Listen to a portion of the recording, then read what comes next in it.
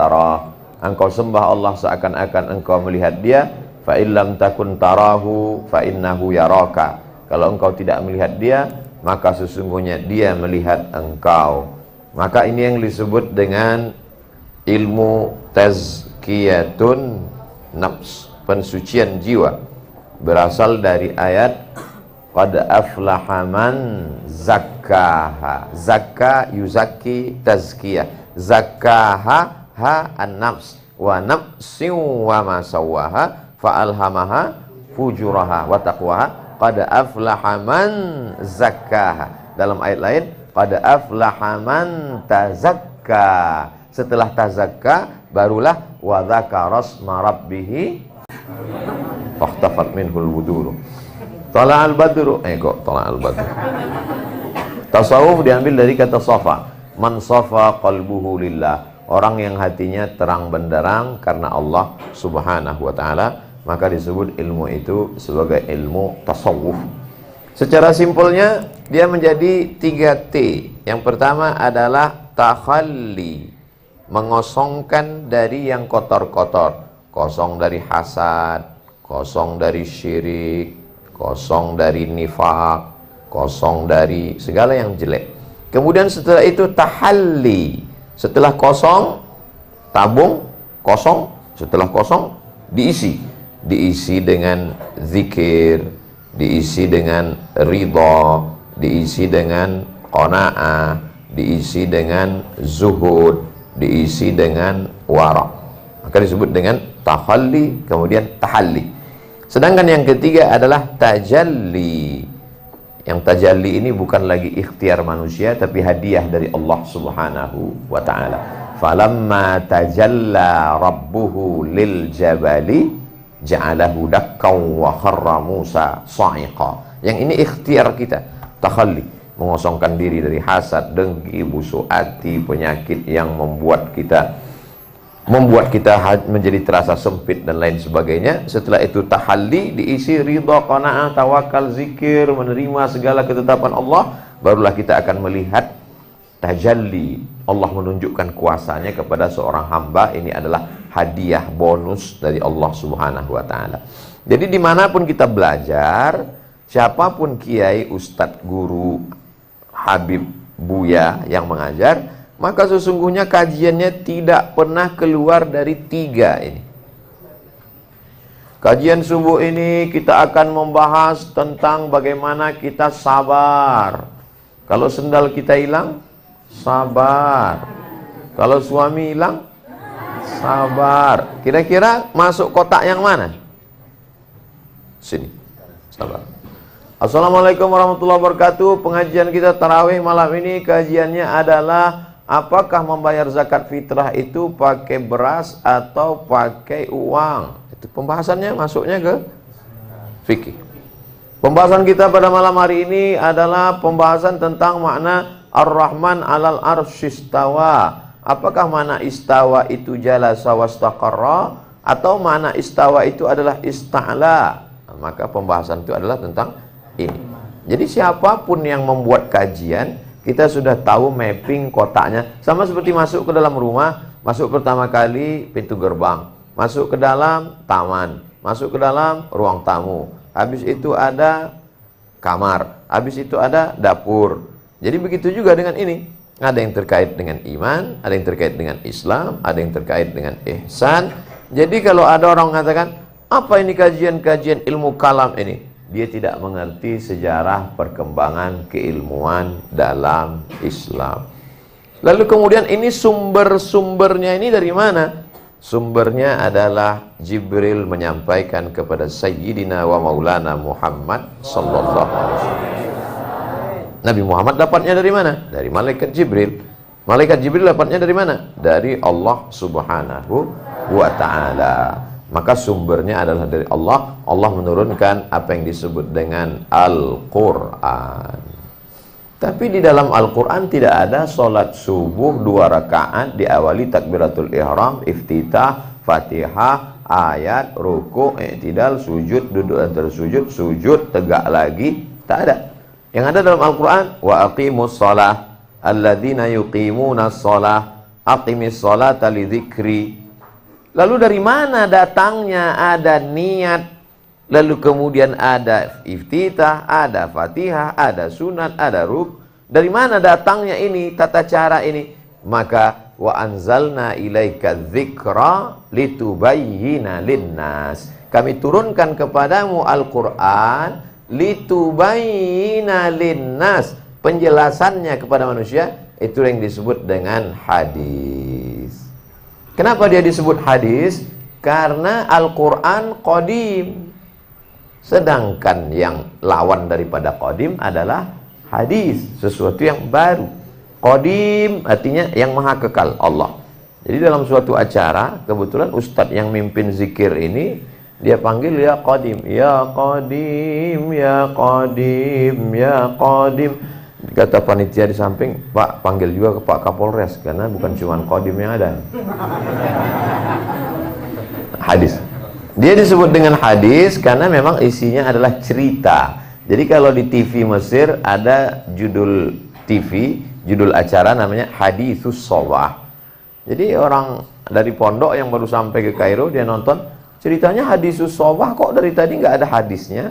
Maksud hadis shawah di situ adalah cerita pagi, obrolan pagi. Jadi tidak ada hubungan dengan hadis Nabi Muhammad Sallallahu Alaihi Wasallam. Lalu perbuatan Nabi, jalan Nabi, sifat Nabi, senyum Nabi, minum Nabi, Nabi duduk dengan sahabat, itu disebut dengan kebiasaan. Kebiasaan itu bahasa Arabnya sunnah.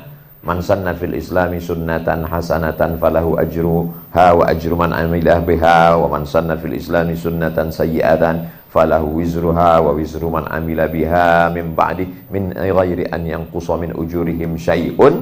Maka ini adalah kebiasaan. Habib Mahdi pakai sorban, pakai jubah, itu adalah sunnah. Ustaz Somad pakai peci, pakai sarung, itu juga sunnah.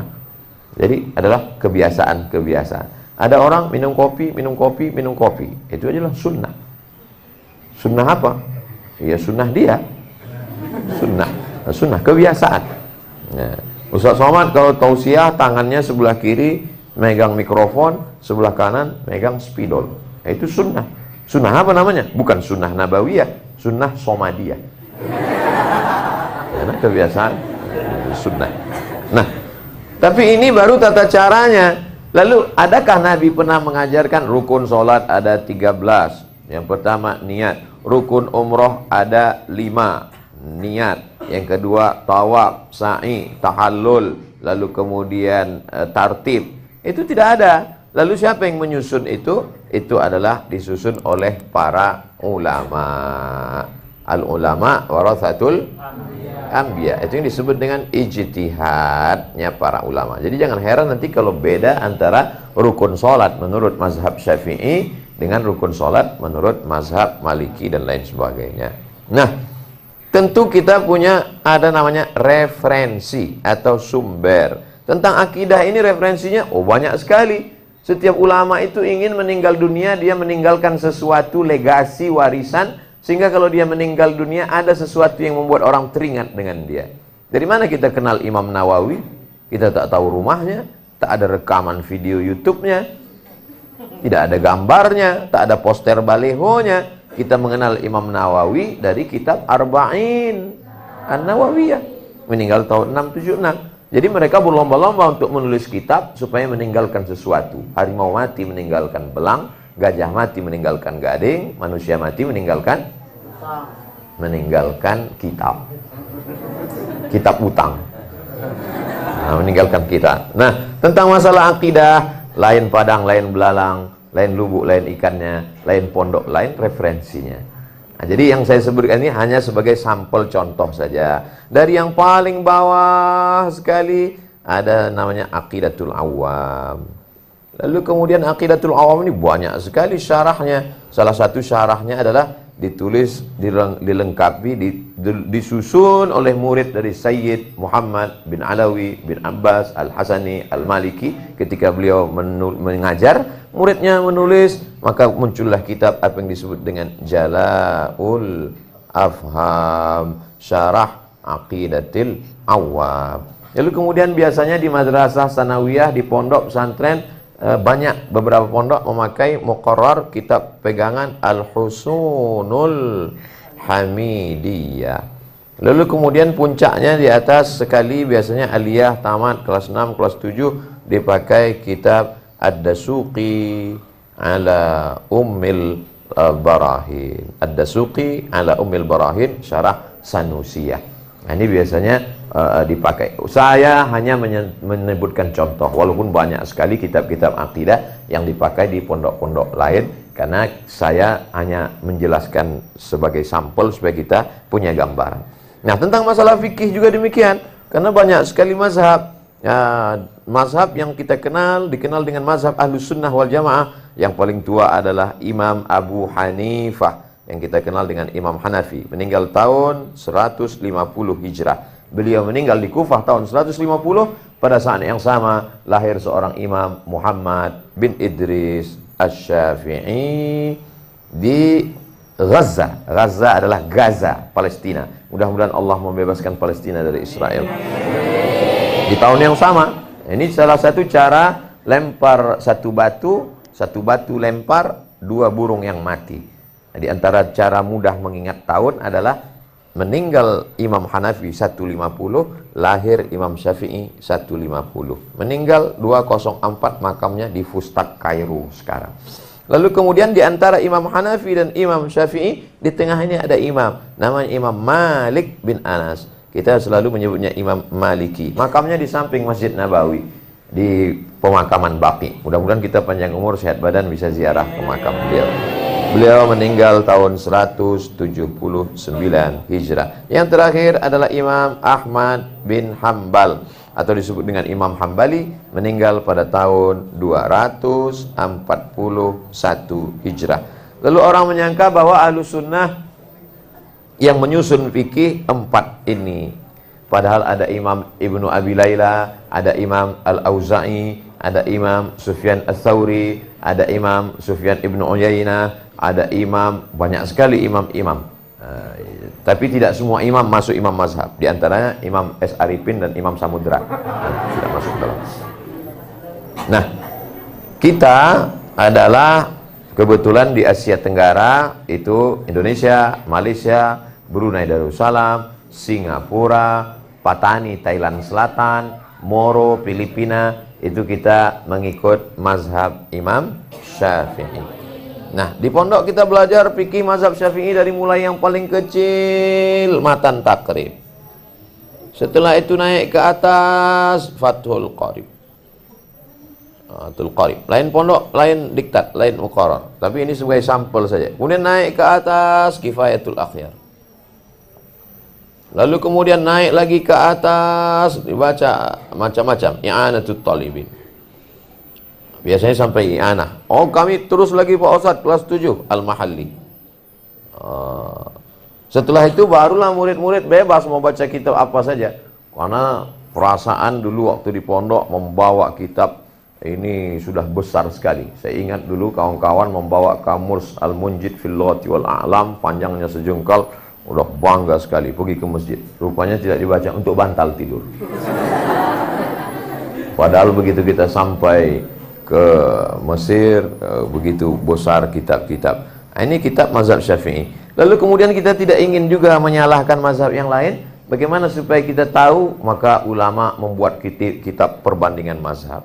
Ada seorang ulama besar, hebat dalam bidang filsafat, Aristoteles, Demokritos, Thales, Sokrates, bisa dijelaskannya dalam kepalanya.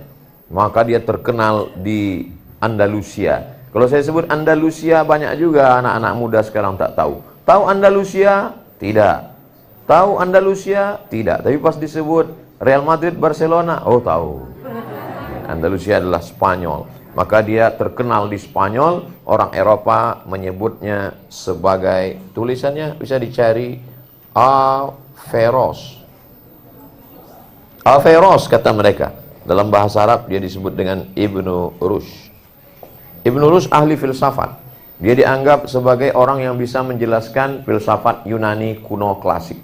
Tapi dia juga ahli fikih. Dia menulis kitab fikih perbandingan mazhab. 4 mazhab di kepalanya. Hanafi, Maliki, Syafi'i, Hambali. Maka dia tulis kitab judulnya bidayatul mujtahid wa nihayatul muqtasid. Bidayatul mujtahid wa nihayatul muqtasid. Biasanya dipakai di pondok modern supaya untuk mengetahui, oh ternyata mazhab Hanafi dalilnya begini, Maliki dalilnya begini. Tapi matangkan dulu mazhab Syafi'i supaya tidak goyang. Nanti khawatirnya orang goyang. Zaman sekarang kan banyak yang begitu. Ini mazhab jubahan, ini mazhab sarungan, ini mazhab trainingan, ini mazhab celanaan. Akhirnya karena dia tak punya pegangan, bingung, akhirnya nggak pakai celana. Jadi kita yakin, kebetulan Ustaz Ali mazhabnya, ya. Oh, Masya Allah. Ternyata, oh, mal halus suaranya, kecil.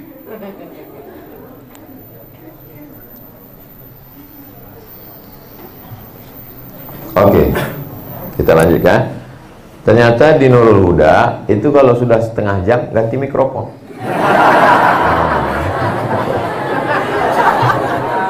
Pertama mikrofonnya pakai kabel. Setengah jam kabelnya hilang. Nanti setengah jam lagi mikrofonnya hilang. Sekarang barulah kita tasawuf.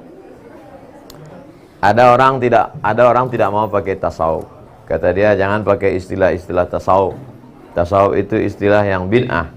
Jangan pakai istilah tasawuf. Tasawuf itu bid'ah. Kalau tidak mau pakai istilah tasawuf, pakai istilah tazkiyatun nafs. Kalau tidak mau gunakan istilah tasawuf, kalau tidak mau pakai istilah tasawuf, pakai istilah tazkiyatun nafs.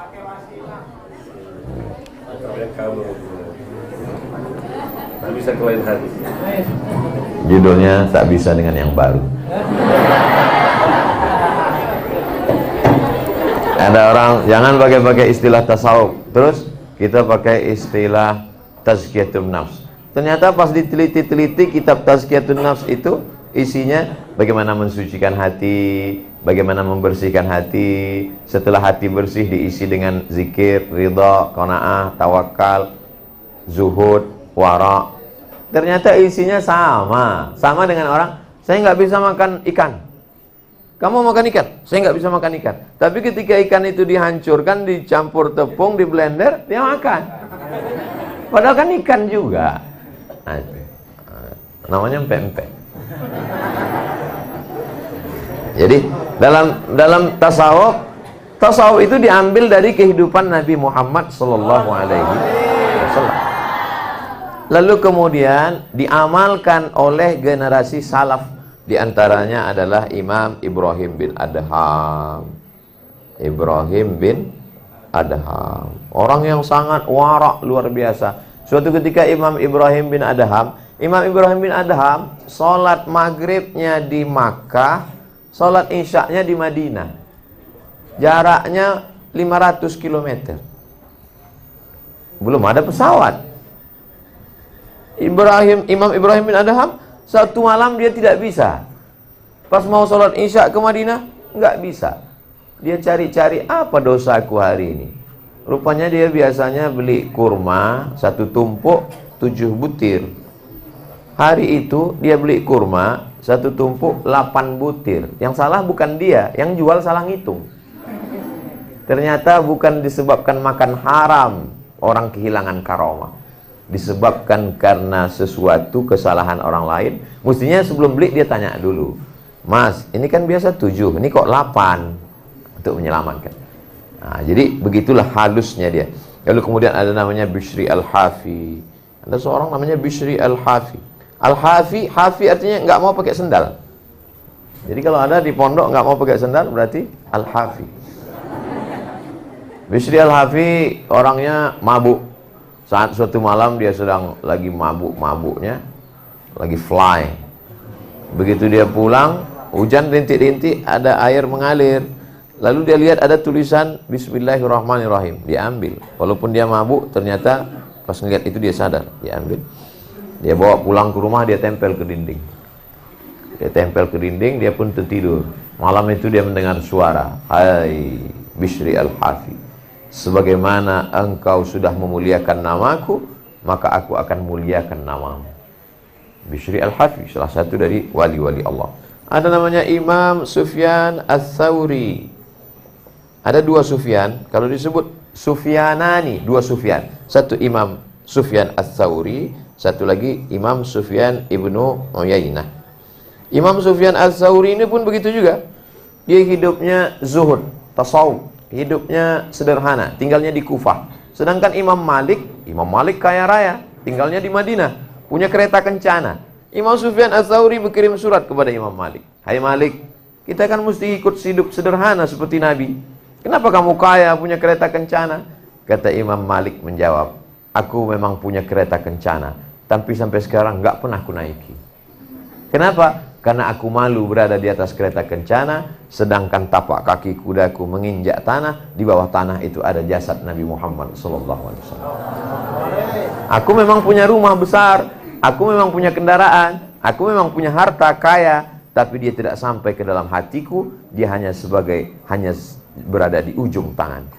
Nah, jadi kalau ada di antara adik-adik santri nanti yang kaya raya, lalu diejek orang, kamu kiai kok kaya? Ini tidak sampai ke hatiku. Kunci mobil ini hanya di ujung jari tanganku saja. Nah, gitu. Seperti jawaban Imam Malik, Imam Sufyan Ats-Tsauri dengan Imam Malik bin Anas. Nah, kisah-kisah para ulama ini belum jadi buku, lalu kemudian barulah dibukukan menjadi buku yang indah oleh Imam Al-Qushairi dalam kitab berjudul Ar-Risalah Al-Qushairiyah. Lalu kemudian disusun lagi menjadi sangat sistematis oleh Imam Abu Talib Al-Makki. Abu Talib Al-Makki dalam kitab berjudul Quds Al-Qulub. Qud artinya makanan pokok, qulub makanan hati. Kalau makanan lambung, nasi uduk, nasi minyak, nasi Arab. Kalau makanan hati adalah Qud Al-Qulub. Suatu ketika Imam Abu Hamid Al-Ghazali membaca Qud Al-Qulub. Lalu dia terinspirasi, indah sekali Qud Al-Qulub ini. Lalu kemudian dia bukukan menjadi satu buku yang sangat monumental, hampir di seluruh pondok-pondok salafiyah di Indonesia menjadikan kitab ini sebagai referensi dalam bidang tasawuf, tazkiyatun nafs. Itulah yang disebut dengan kitab Ihya Ulumuddin. Sampai sekarang belum terpecahkan rekor keindahan Ihya Ulumuddin, ditulis oleh Imam Abu Hamid Al-Ghazali, meninggal tahun 505 Hijrah. Masehinya mudah ingatnya, 1111. Adapun yang tasawuf yang ditulis oleh At-Taftazani Abul Wafa yang sekarang itu adalah mengikut, ada yang mulakhas. Ihya Ulumuddin ditalkhis oleh Jamaluddin Al-Qasimi dalam kitab Mau'izatul Mu'minin min Ihya Ulumuddin. Jadi kalau mau ngajar Ihya terlalu tebal, bawa aja satu jilid Mau'izatul Mu'minin. Nah, jadi tidak bisa kita mengajar tanpa referensi. Sekarang banyak orang ngajar nggak pakai referensi. Menurut saya, loh, ente ngajar fikih nggak pakai kitab, nggak dari bawah. Matan Takrib, Fathul Qorib, Kifayatul Akhyar, Inatul Talibin, Mahali. Mereka semuanya manusia. Mereka manusia, saya manusia. Mereka makan, saya makan. Mereka minum, saya minum. Mereka nikah, saya nikah. Kalau mereka boleh berkata, aku pun juga. Jadi ada orang model sekarang ngomongnya begitu. Dia lupa, memang kau manusia. Imam Syafi'i pun juga manusia. Tapi ada bedanya, guys. Apa bedanya? Imam Syafi'i kalau dia pulang dari masjid, telinganya dia tutup. Sampai di rumah baru dia buka. Pas ditanya, Syafi'i, kenapa kau tutup telingamu? Karena dari mulai rumah sampai masjid, dari masjid sampai rumah, semua yang ku dengar aku hafal. Imam Syafi'i kalau baca kitab, yang sebelah sini dia buka, ini dia tutup. Kenapa? Karena kalau dia lihat itu, dia hafal juga yang di situ. Kita dari mulai anak ngomong tadi jam 5 sampai sekarang, jangankan adik-adik, saya yang ngomongnya nggak ingat apa yang saya ngomongkan. Tapi Allah Maha Kasih, Maha Sayang. Apa bukti sayangnya Allah? Walaupun kau tidak bisa ngingat, hai Abdul Somad, jamaah tidak bisa ngingat, dikirim Allah satu makhluk yang membantu kita untuk mengingat. Makhluk itu macam-macam namanya. Ada namanya kamera, ada namanya handphone, Begitulah Allah Subhanahu wa taala meringankan beban umat ini. Jadi kalau zaman dulu santri nulis, zaman sekarang nggak perlu nulis, cukup beli paket 2 giga. Nanti dia bisa nonton. Apa ini yang ditulis bersama ini, susah sekali membacanya. Ini bukan untuk dibaca. Karena kalau dibaca pusing kepala. Penjelasan lengkapnya ada di dalam. Nanti akan di-upload di channel Ustaz Abdul Somad Official. Jangan lupa subscribe, like, share. Nah, bagaimana memahami Al-Quran? Kita sudah bicara tentang iman, tentang Islam, tentang tazkiyatun nafs, lengkap dengan referensinya. Sekarang bagaimana memahami Al-Quran? Iqra'u ma tayassara minal Qur'an. Bacalah apa yang mudah bagimu dari Al-Quran. Betul? Dalam hadis pula dikatakan, Iqra'ul Qur'an, bacalah Al-Quran, fa innahu ya'ti yaumil qiyamah. Quran akan datang pada hari kiamat, syafi'an li ashabih, memberikan syafaat pada orang yang membacanya. Tapi sampai hari ini, adakah Nabi mengajarkan cara baca Quran? Tidak. Adakah Imam Syafi'i mengajarkan cara membaca Al-Quran? Tak ada. Adik-adik, lain mungkin cara belajarnya. Kalau saya di kampung saya dulu, cara membaca Al-Quran pakai qaidah Baghdadiyah. Alif di atas, alif di bawah, i alif depan, u, a, i, u. Habib Mahdi di Palembang sama, pakai itu juga. Oh, Ustaz, sama juga. Tapi kalau di Jawa lain. Alif fathah, alif kasrah, i alif dhammah, u, a, i, u. Tapi tujuannya sama. Yang alif dia ta tak boleh menyalahkan alif fathah a. Kita cuman beda style. Tapi tujuannya supaya bisa membaca Al-Quran. Jadi yang pertama adalah metode. Maka ada namanya metode Baghdadiyah. Sekarang anak-anak pakai metode Iqra. Ada pula metode namanya Qiraati. Ada namanya Pak Hatta, orang Batam, menulis metode namanya metode Hattaiyah. Ya, sesuai dengan nama dia. Kalau kebetulan saya menyusun metode, namanya metodenya Somadiyah, Thariqah Somadiyah. Jadi santri mesti berpikir bagaimana umat ini bisa cepat baca Quran. Orang belajar bahasa Inggris saja, coba tengok. Kita jalan, langsung ada iklan di samping. Belajar bahasa Inggris 8 jam, langsung bisa. Itulah hebatnya metode. Masalah bisa apa enggak, nomor 16. Yang penting iklan. Nah, lalu kemudian setelah mulai belajar membaca, maka kita ada mengenal istilah namanya tahsin, atau disebut juga dengan tajwid. Jawwada yujawwidu tajwidan, hassana yuhassinu tahsinan. Karena dalam bahasa membaca Al-Quran ada nun mati berjumpa dengan qaf, min qablikum. Ada nun mati berjumpa dengan waw, min wara'i hijab. Ada, dan itu tidak pula dipakai ketika sedang ngobrol. Yang pula ketika membaca, silakan hafal kata-kata hikmahnya. Man jadda wajada. Enggak, karena ini bukan baca Quran.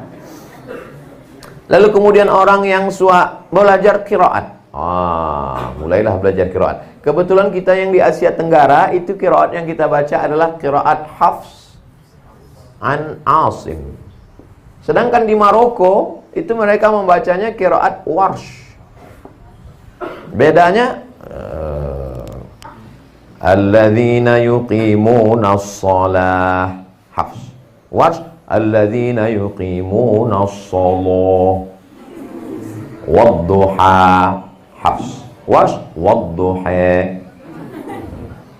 Alladzina yu'minuna bil ghaib. Warsh alladzina yu'minuna bil ghaib. Hafs walam yakul lahu kufuwan ahad. Warsh walam yakul lahu kufuwan ahad.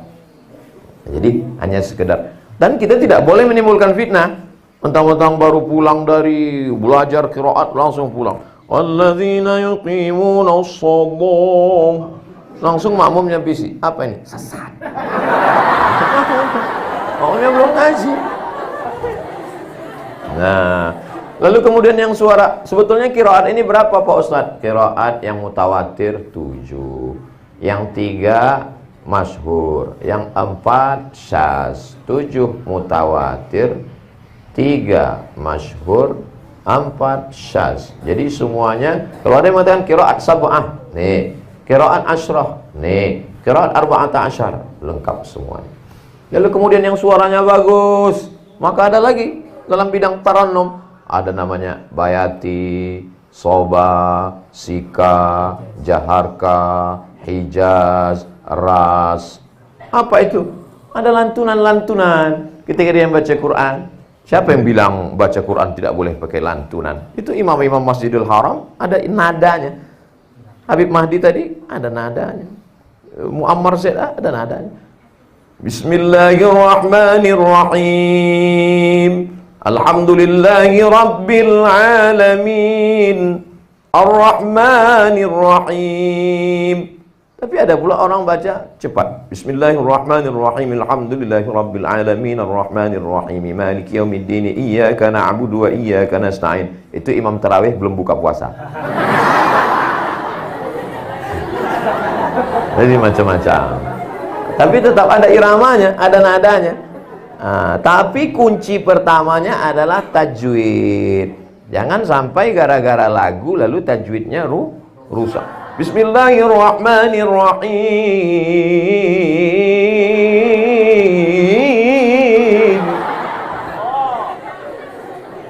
Itu tidak terlalu.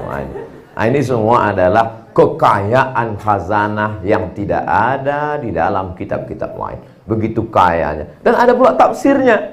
Dari mulai tafsir yang paling kecil, Imam Jalaluddin Al-Mahalli dan Imam Jalaluddin As-Suyuti disebut dengan jalan lain. Diejek orang jalan lain. Jalan lain. Lalu kemudian ulama-ulama Al-Azhar berkumpul, mereka buat mirip seperti ini metodenya, hanya bahasa saja. Itulah dia tafsir Al-Muntakhab. Jadi bagi pemula untuk memahami kata-kata dalam Al-Quran bagus pakai Jalalain atau Al-Muntakhab atau Mufradat li Alfazil Quran. Al-Mufradat li Alfazil Quran. Lalu kemudian kalau mau melihat pakai sanad, saya mau tafsir yang pakai sanad Pak Ustadz. Nabi mendoakan imam sahabat Nabi Hibrul Ummah, tintanya umat ini. Kata Nabi mendoakan dia, Allahumma faqihhu fid din wa 'allimhu ta'wil. Ajar, hilang pula. Allahumma faqihhu fid din wa 'allimhu ta'wil. Ajarkan dia tafsir Al-Qur'an ya Allah. Dia adalah Abdullah bin Abbas. Abdullah bin Abbas ini punya murid. Ada namanya Imam Ad-Dhahhak, ada namanya Ikrimah, ada namanya Mujahid, ada namanya macam-macam murid-murid Imam Ibnu Abbas dikumpulkan secara bersanad sampai kepada Imam Abu Ja'far Ibnu Jarir At-Tabari. Maka tafsir yang paling tua yang bersanad adalah tafsir At-Tabari. Makanya dalam takhrij hadis boleh mentakhrij hadis dengan riwayat yang ada dalam Tabari. Loh, Tabari kan kitab tafsir. Kenapa boleh mentakhrij hadis dari kitab tafsir? Karena Imam Tabari meriwayatkan bersanad 24 jilid, lebih semeter panjang. Setiap orang melihat kitab ini di toko buku seperti melihat kucing Anggora. Oh, saya nggak mau sanadnya terlalu panjang. Sanadnya dipotong jadi pendek. Itulah dia ditulis oleh Imam Abul Fida Ismail Ibnu Katsir. Banyak orang menyebut, tafsir apa yang kau baca? Tafsir Ibnu Katsir. Sebetulnya namanya tafsir Al-Quranul Azim. Saya suka kisah-kisah Pak Ustadz. Ada tafsir khusus tentang kisah-kisah, namanya tafsir Imam As-Sa'alabi, tafsir Khazin. Ini juga kisah-kisah. Saya mau tafsir yang bersih dari Israiliyat Pak Ustadz. Tafsir yang terbaik diantaranya adalah tafsir Al-Quran Azim Imam Abul Fida Ismail Ibnu Katsir. Sanad-sanadnya sudah dipotong, sebagian riwayatnya hanya Rawil A'la, yaitu sahabat Nabi. Saya mau tafsir birra'i. Tafsir birra'i, tafsir dengan akal. Tafsir besar sekali. Nama kitabnya Tafsir Mafatih Al-Ghaib, kunci-kunci alam ghaib. Tidak ada yang gaib Pak Ustadz, semuanya kan nyata. Semua ini nyata, yang gaib itu hubungan kita. Lalu kemudian sampai mana tadi hilang? Maka tafsirnya disebut juga dengan, karena tafsir ini besar, maka disebut dengan tafsir Al-Kabir. Kebanggaan umat Islam. Kebanggaan umat Islam bahasa Arabnya Fakhruddin. Imam Fakhruddin, kampungnya Rai. Fakhruddin Ar-Razi. Fakhruddin Ar-Razi meninggal tahun 606. Mudah ingatnya. Kalau Imam Al-Ghazali 505. Kalau Imam Fakhruddin Ar-Razi 606. Ini salah satu trik cara untuk mengingat tahun-tahun itu. Lalu kemudian setelah Al-Quran, lalu kita pun ke hadis Nabi SAW. Dari mana kamu dapat hadis ini? Saya dapat hadis ini dari Sahih Al-Bukhari. Nama kitabnya Al-Jami' As-Sahih Al-Musnad Al-Mukhtasar min sunani Rasulullah wa sunanihi, min umuri Rasulullah wa sunanihi wa ayyami. Kenapa disebut dengan Al-Jami'? Karena di dalamnya ada 3 aspek: akidah, fikih, akhlak. Kenapa disebut As-Sahih? Karena di dalamnya sahih semua. Tapi tidak semua hadis sahih ada dalam Sahih Bukhari. Saya ulang sekali lagi. Semua dalam Sahih Bukhari sahih, tapi tidak semua hadis sahih ada dalam Sahih Al-Bukhari. Isinya 7.275 hadis. Kenapa disebut musnad? Karena dia bersanad. Kenapa disebut mukhtasar? Karena dia diringkas. Imam Al-Bukhari hafalan hadisnya 600.000 hadis. Dibuang hadis-hadis palsu, tinggal 300.000 hadis. Dibuang itu ini segala macam, diringkas, dia pilih yang muhim-muhim, maka menjadi 7.275.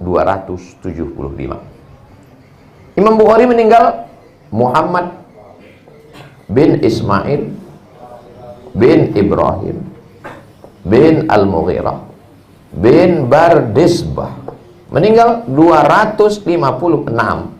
Sedangkan Nabi Muhammad SAW meninggal tahun 11. 256 kurang 11? Memang kalau belum sarapan susah ingat. 245. Jadi antara Imam Bukhari ke Nabi Muhammad terbentang jarak 245 tahun. Tidak mungkin Imam Muhammad bin Ismail bin Ibrahim bin Al-Mughirah bin Bardisbah berjumpa dengan Imam Bukhari. Dari mana kamu meriwayatkan hadis ini? Dari Nabi. Sanad kamu ke Nabi? Qala Google. Tidak bisa. Haddatsani YouTube. Tak bisa. Imam Muhammad bin Ismail bin Ibrahim meriwayatkan hadis dari Abdullah ibnu Maslamah. Abdullah bin Maslamah dari siapa? Dari Malik bin Anas. Malik bin Anas dari siapa? Dari Abu Zinad. Abu Zinad dari siapa? Dari Al-A'raj. Al-A'raj dari siapa? Dari Abu Hurairah. Abu Hurairah dari siapa? Dari Sayyidina Maulana Muhammad SAW. Rantaian mata rantai hadis ini disebut dengan sanad. Maka di antara syarat sanad itu sahih adalah ittisalus sanad, adalatur rawi, dhabtur rawi, wa salima minasyuzuz wal ilal. Selamat dari syaz dan ilal. Lalu kemudian bagaimana kalau tiba-tiba hilang sanadnya? Kalau sanadnya hilang di atas, maka nama hadisnya mu'allaq, maka hadisnya namanya mursal, dhaif. Mursal dhaif. Ma saqata minhu sahabi, langsung saja kepada tabi'in. Kalau hadisnya hilang sanadnya di pangkal dari muallif, maka hadis itu disebut dengan mu'allaq. Kalau hilangnya berturut-turut 2, maka hadis itu disebut dengan mu'dhal. Kalau hilangnya tidak di awal, tidak di pangkal, tapi di tengah, bukan mu'dhal, bukan mu'allaq, bukan mursal, maka hadis itu disebut dengan munqati'. 2 SKS, 16 tetap muka. Dalam mata pelajaran mustalah hadis. Karena ilmu ini terkait dengan istilah, maka ulama menyebutnya dengan ilmu mustalah al-hadis. Kenapa pakai kata mustalah? Karena dia bukan lughatan, tapi istilahan. Kalau hadis ini sanadnya bersambung, rawinya adil, rawinya dhabit, tidak ada syaz, tidak ada illat, maka dia disebut dengan hadisun sahih. Kalau sanadnya bersambung tapi qalilud dhab, dhabnya kurang, lalu kemudian dia adil dan tidak ada syaz, tidak ada illat, maka hadis itu disebut dengan hadisun hasan. Kalau hadisnya ternyata sanadnya putus, maka disebut dia dengan, dan ini istilah. Istilah ini untuk memudahkan. Hadza hadisun mursalun. Oh, berarti putus di atas. Coba kalau tidak ada istilah ini kan susah. Ini adalah hadis yang putusnya di atas, rawinya hilang. Oh, capek sekali kita. Sama seperti salat tahiyatul masjid. Tidak ada Nabi menyebut salat tahiyatul masjid. Nabi hanya menyebut idza dakhala ahadukumul masjida fala yajlis hatta yusalli rak'atain. Salat apa namanya? Dibuatkan istilah. Istilahnya adalah tahiyatul masjid. Coba kalau istilah itu tak ada. Kamu tadi salat apa? Saya salat apabila kamu masuk masjid maka janganlah kamu duduk kecuali salat 2 rakaat. Istilah itu untuk memudahkan. Handphone itu istilah. Coba kalau tak ada istilah itu. Kau tadi ngomong pakai apa? Aku ngomong pakai suatu alat yang kecil tapi bisa menghubungkan antara aku dan kamu. Maka dari hadis ini ada ilmu yang mengkaji tentang rawinya saja. Maka namanya rijalul hadis. Ternyata hadis ini ada ikhtilaf. Yang satu mengatakan bahwa Nabi pernah berbekam saat puasa. Yang satu mengatakan siapa yang berbekam maka batallah puasanya. Maka muncullah istilah namanya mukhtalaful hadis. Atau menurut istilah Imam Syafi'i ikhtilaful hadis. Yang pertama menyusun ilmu hadis adalah Muhammad bin Idris Asy-Syafi'i dalam kitab berjudul Ar-Risalah. Nabi Imam Syafi'i punya murid namanya Rabi' Al-Muradi. Ta'al Rabi', come here a minute. Kesini sebentar Imam Rabi'. Imam Rabi' pun datang. Coba kau tulis risalah. Imam Rabi' mengambil kertas, dia ambil pena, dia tulis Ar-Risalah 300 halaman. Itulah jadi kitab Ar-Risalah Imam Syafi'i. Kitab Ar-Risalah kan bukan kitab ulumul hadis Pak Ustadz. Kitab Ar-Risalah kan kitab usul fikih. Betul. Tapi dasar pengambilan fikih ada 10, 4 yang disepakati, Quran, hadis, ijma, qiyas. Saat membahas hadis itulah Imam Syafi'i membahas ilmu mustalah hadis. Tapi kalau mau kitab yang tertua tentang mustalah hadis ditulis oleh Imam Ar-Ramahurmuzi. Tapi belum begitu sistematis, baru cantik dan indah. Sistematis ditulis oleh Imam Ibnu Salah dalam kitab judulnya Muqaddimah Ibnu Salah. Begitulah para ulama menjelaskan keilmuan. Dan siapa yang bisa memahami ini? Ini kalau dipoto, di-upload ke Facebook, please your comment, langsung dia tulis di bawah. Ini nampaknya wafak untuk cepat jodoh. Siapa yang bisa memahami segudang keilmuan ini, maka pintu masuknya ke dalam adalah, ini pintu masuknya. Ini pintu gerbang. Pintu masuknya ke dalam babun. Pintu masuknya hanya cuma satu. Pintunya adalah al-lughatul arabiyyah. Dan bahasa Arab ada namanya an-nahwu, ada namanya as-sarfu, ada namanya al-balaghatu ma'ani wal bayan. Maka lewat pintu ini, maka disebut ilmu ini sebagai ilmu alat. Karena kalau tak punya alat,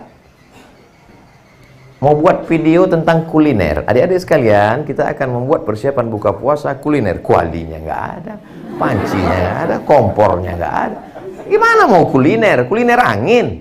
Nah, jadi pintu untuk masuk ke dalam, mau ke akidah, mau ke fikih, mau tazkiyatun nafs, mau tasawuf, mau ke ajami as-sahih, mau ke tafsir, semua pintunya adalah bahasa Arab. Maka saya nanya tadi sama Yai, Yai, anak adik-adik kita di sini belajar berapa tahun? 10 tahun.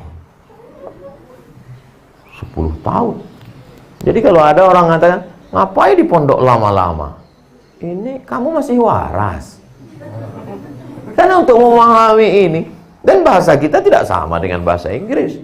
Kalau dalam bahasa Inggris tidak ada berbeda. This is Muhammad. I see Muhammad. I'm walking with Muhammad. Muhammad tidak berubah. Tapi dalam bahasa Arab, hadza Muhammadun, ra'aitu Muhammadan, marartu bi Muhammadin. Itu tidak ada dalam bahasa Indonesia. Belum pernah aku melihat Muhammadan. Saya berjalan dengan Muhammadin. Aku melihat ceramah Abdi Somad. Ceramah mudhaf, Abdi Somad mudhaf ilaih. Nggak ada. Begitu juga tentang intonasi. Intonasi panjang pendek yang disebut dengan mad. Itu hanya ada dalam bahasa Arab, mad. Bukan mud. Mud, 4 mud 1 sok. Mad. Al-matoru. Al-matoru. Al-mator, rain. Hujan. Al-mator, airport. Betapa jauhnya hujan ke airport. Sejauh hatiku dan hatimu. Ini adalah untuk memahami. Lain lagi balaghahnya, belum lagi ma'aninya, belum lagi bayannya, barulah masuk kam. Kam berubah jadi coming, berubah jadi came. Tapi kalau hadara, hadara, hadara, hadaru, hadarat, hadarata, hadarna, hadarta, hadartum, hadartum, hadarti, hadartum, hadartuna, hadartu, hadarna, itu baru madinya, belum lagi mudhari'nya. Yahduru, yahdurani, yahduruna, tahduru, tahdurani, tahduruna. Jadi tahduru, tahdurani, yahdurna. Jadi orang kalau anaknya yang otaknya agak-agak kurang dimasukkan ke pesantren dengan pelajaran ini, dia error. Jadi banyak orang menyangka anak saya ini cerdas Pak Ustadz, ini masuk SMP. Anak saya otaknya cerdas Pak Ustadz, ini masuknya ke SMA. Yang ini agak-agak ini masuk pesantren aja. Kok pikir pesantren tempat pembuangan? Fikih, qawaidul fikih, usul fikih, nahwu, balaghah, ma'ani, bayan, mantik, arud qawafi. Belum lagi Al-Quran dengan segala macam. Kalian di SMP cuman fisika, biologi, kimia, matematika, bahasa Inggris. Masuk jam 8, keluar zuhur, sabut, pacaran, hilang. Ini kalau ditanya, kenapa mesti mondok? Anak ibu kok mondok? Iya, di rumah main gadget. Kamu kenapa mondok? Aku kalau di rumah nanti ikut drakor. Alasannya kalau ditanya, kenapa mesti mondok? Ini beb.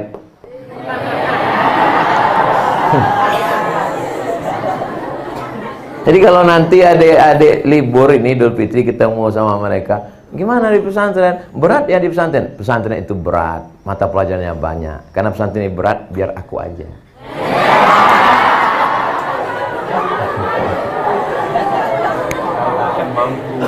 Kau takkan mampu. Bagaimana mereka mau mampu dengan perubahan, dengan i'rabnya, dengan tasrifnya, dan kita bangga dengan kekayaan ini. Kenapa? Karena kita bisa menghafal, mengingat, memahami, melakukan sesuatu yang tak bisa dipahami orang lain. Sampai masanya orang yang sebaya dengan adik-adik, seumuran dengan kalian, mereka akan menyesal 7 turunan. Kenapa aku dulu tidak di pesantren Nurul Huda? Andai waktu boleh terulang kembali. Allahumma shalli ala sayyidina Muhammad. Tadi saya mulai jam 5, sekarang pas jam 6, akhirnya waktu juga yang memisahkan kita.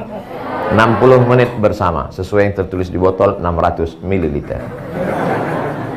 Tapi kesimpulannya kita sudah punya gambaran tentang kotak-kotak, box-box keilmuan Islam, dan dari mana kita mau memulai dan kemana akan berakhir perjalanan keilmuan Islam, yang semuanya ini untuk mencari ridha Allah Subhanahu wa ta'ala.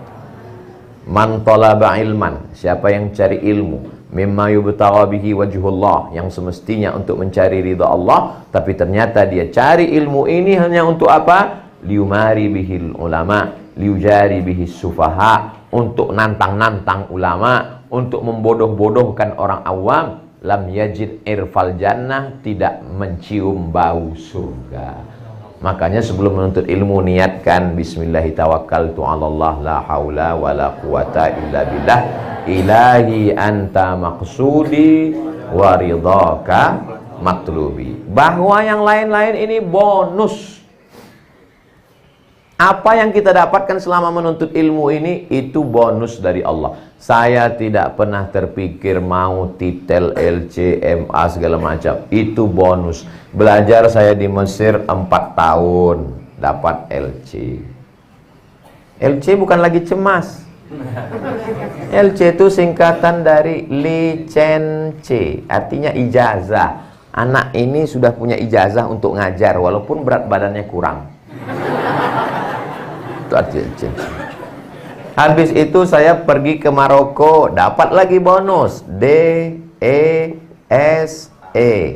Jadi kampung. Padahal singkatannya keren. Diplôme Études Supérieures Approfondies, bahasa Prancis. Tapi saat saya tulis jadi desa.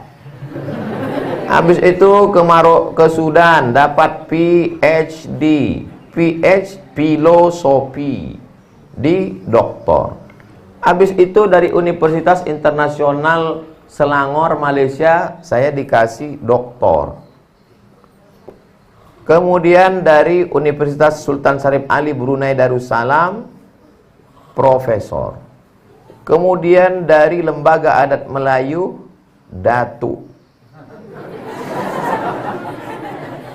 Datuk Sri Ulama Setia Negara. Jadi kalau ditulis dari Habib Lutfi bin Yahya, Syekh Abdul Somad. Jadi kalau mau ditulis Profesor, Doktor, Datuk, Syekh Abdul Somad, LC, DSE, MA. Tinggal satu lagi yang belum, almarhum. Itu semua bonus. Itu semua bonus. Kalau menuntut ilmu demi ini, maka tak dapat mencium bau surga. Tapi adik-adik jangan sampai nggak kuliah. Nanti pas ditanya sama ayahnya pas pulang, "Dok, sampean Arab melebu universitas mana?" Tidak mencium bau surga. Apa itu? Gantungkan cita-citamu setinggi bintang di langit, tapi kakimu tetap injak di bumi. Karena kalau tanganmu ke langit, kakimu nggak nginjak, berarti kau hantu. Habib Mahdi bin Syihab, Ustadz